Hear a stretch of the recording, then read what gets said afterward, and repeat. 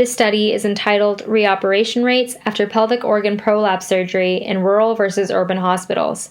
The study authors are Saniya Ablatt, Amelia Kirchhoff-Rowald, Suman Sahil, Dr. An-Lin Cheng, Wang, Dr. Jonathan Shepard, and Dr. Gary Sutkin.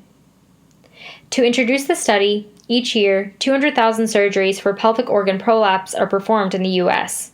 Given the increasing rates of urogynecologic surgery, complications such as the risk of reoperation are an important factor of patient care.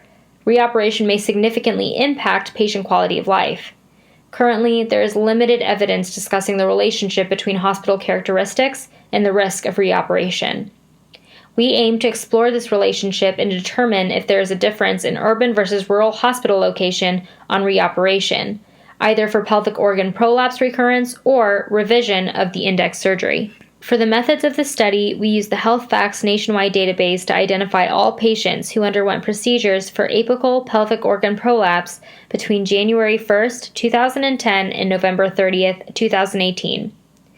Current procedural technology codes were used to identify these patients.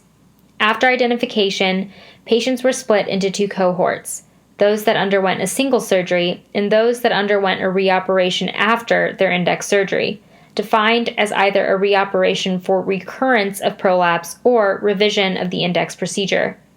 We then extracted patient demographics from the Health Facts database and analyzed these using the Mann-Whitney U-test, chi-square, and Fisher's exact tests. After initial analysis, we used multivariate logistic regression to identify risk factors and sociodemographic variables predictive of reoperation, incorporating potential confounders with p less than 0.1 on univariate logistic regression. After identifying independent risk factors, we reported unadjusted and adjusted odds ratios and 95% confidence intervals. For the results of our study, we identified 22,072 patients who underwent apical pelvic organ prolapse surgery. Of these, 554 underwent repeat operations. Of the 554, 492 underwent reoperation for recurrence of pelvic organ prolapse, 58 for revision of the index procedure, and 4 for both a repeat prolapse repair and revision.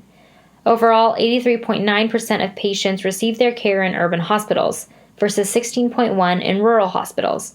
Notably, there was a higher rate of reoperation among those in rural hospitals, and lower rates of reoperation were seen among those who underwent concomitant incontinence procedures and those with a history of anticholinergic use. On multivariate regression, patients undergoing prolapse surgery at a rural hospital were 1.61 times more likely to undergo a second operation. In contrast, anticholinergic use and concomitant incontinence procedures decrease this risk by 0.67 times. In conclusion, patients at rural hospitals were more likely to undergo reoperation compared to their urban counterparts.